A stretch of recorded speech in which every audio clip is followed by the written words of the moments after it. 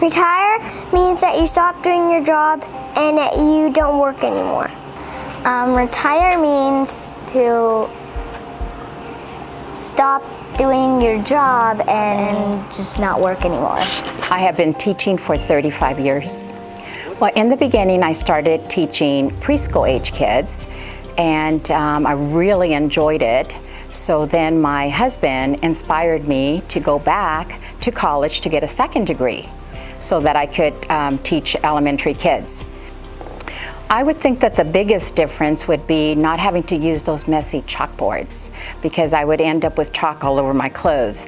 So now it's a big difference with technology. Well, what I want to say is that I was telling my husband on a daily basis, as I would leave my home, I feel so blessed and so lucky to have had this life, to have picked teaching as my career. I don't have any regrets. After I retire, I am going to greatly miss my colleagues and my families. You see, I can already. Okay.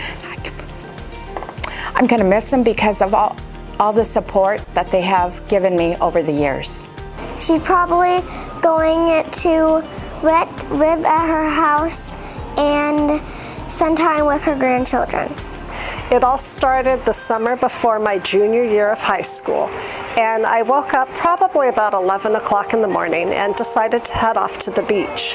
My dad was a bit frustrated and asked me to decide what I was going to do with my life. So I had no idea. So I figured I'd like to sleep in late during the summer and go to the beach. So I decided to be a teacher so I could keep doing those two things for the rest of my life. And then when I was doing my student teaching, I actually did have an inspiration.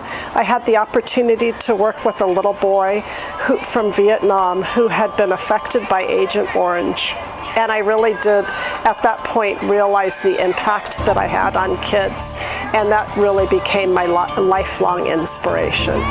Well, considering that I've been teaching at Magnolia for just over 60% of my life, this school has become a second family to me and a second home, and I'm going to miss it tremendously.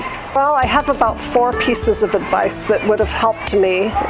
One is to continue learning to better yourself, to keep up with the times, to always remember your motivation, and to focus on the success stories and not on the students who don't allow you to reach them, knowing that at some point in the future those students will allow someone else to reach them. I saved the best for the last. Thank you.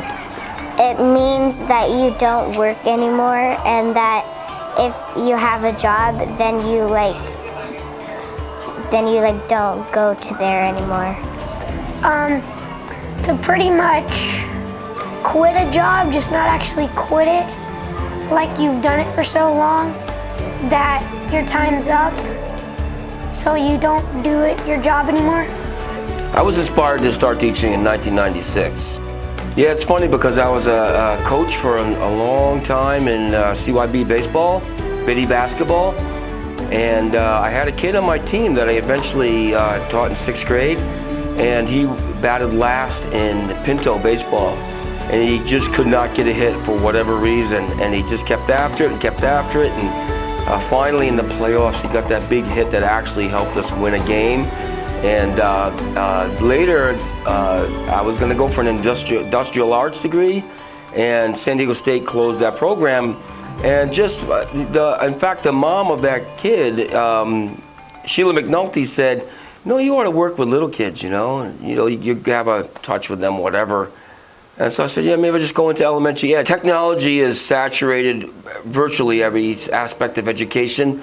However, for the young kids, I see that the more hands-on experiences are coming back with the touch of technology for research. I would give my former self the advice to stick to the hands-on creative thinking projects that I used in particularly social studies in the middle school setting. I will miss working in my community elementary school. My sons went here. My son's graduated from here, and one of my sons is a part-time substitute teacher here. So I'll miss working with my many peers, particularly Miss Clark and Miss Sturiele and Miss Roth and Miss Sewell and Miss Scott. They're all part of this community. They all live around here, and they've been here for the most part since I've been here. And we've worked our way through this together and seen all the changes, and we're still here. I play bluegrass music with a group of guys every Tuesday night, if not occasionally more. I'm looking forward to surfing every morning in Oceanside Harbor, and just going back to woodworking and things like that I've done part-time. So it'd be nice to do at least those three things, and spending time with my dear wife Janice traveling. I just really appreciate my 20 years here at Magnolia. I did my student teaching here. I've taught here. I went over the valley, and then I came back to finish up my career here at Magnolia. It's a wonderful, wonderful community, and I will miss it desperately. Thank you. When Mr. Mulvey retires, I think he's going to work here at the Innovation Lab.